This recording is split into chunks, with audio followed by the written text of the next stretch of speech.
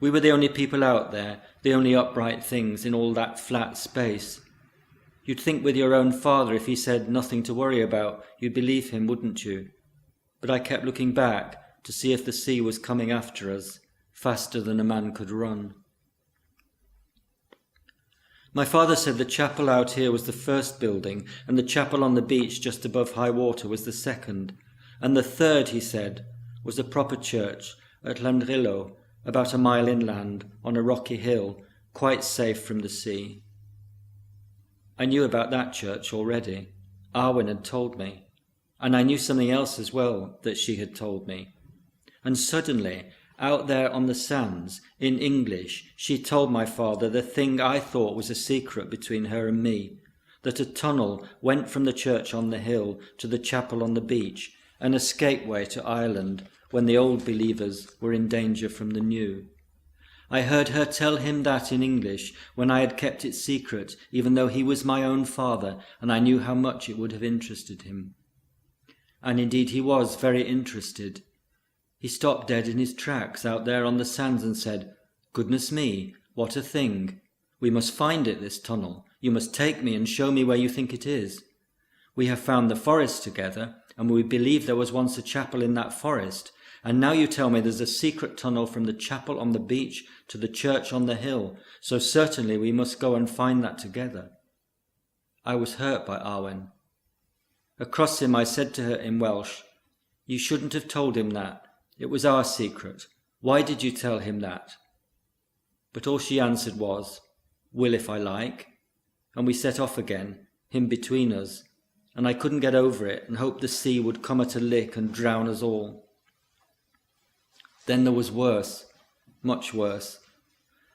My father was very interested in wells and had visited a number of them along the coast and inland. It's true this area is especially rich in wells. Wishing wells, he said. I'm a great lover of wishing wells.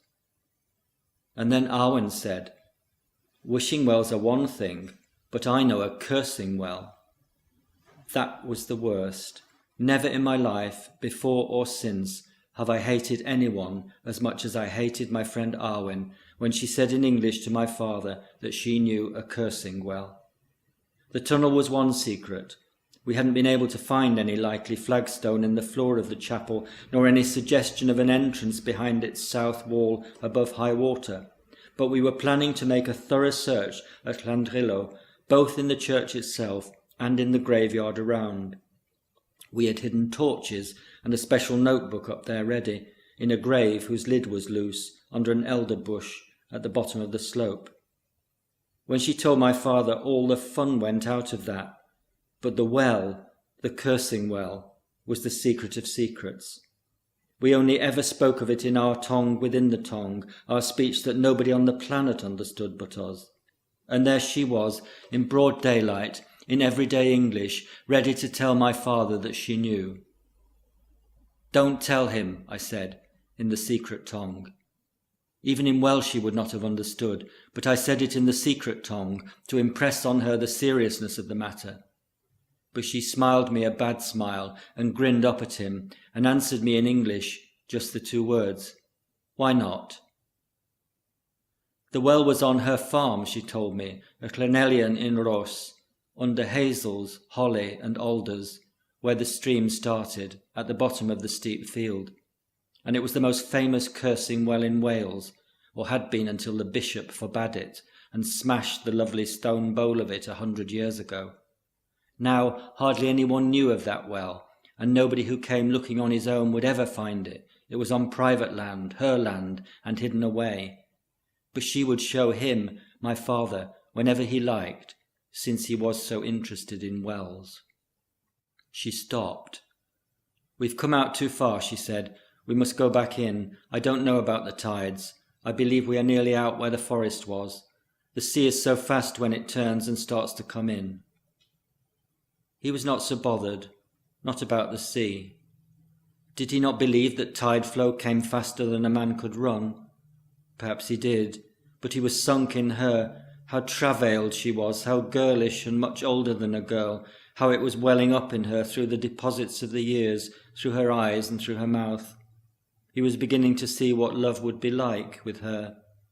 So he stood looking neither out to where the sea must arrive from, nor in towards the chapel where they must return, but only at her face, at her standing disconsolate on the flat infinity of wet sand, holding her sandals, wide-eyed and as if in shadow in all the sunlight.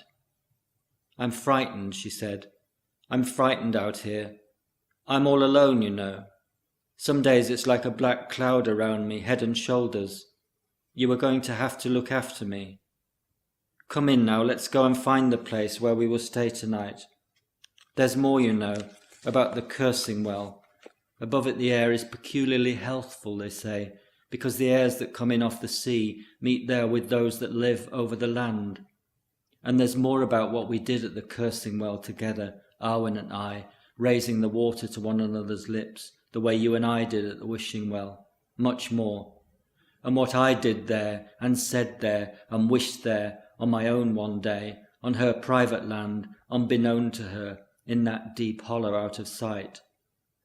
There's a lot you don't know about me. Come back with me now quickly. There are things I can't say in the daylight, but I will say them in the dark when we have slept together."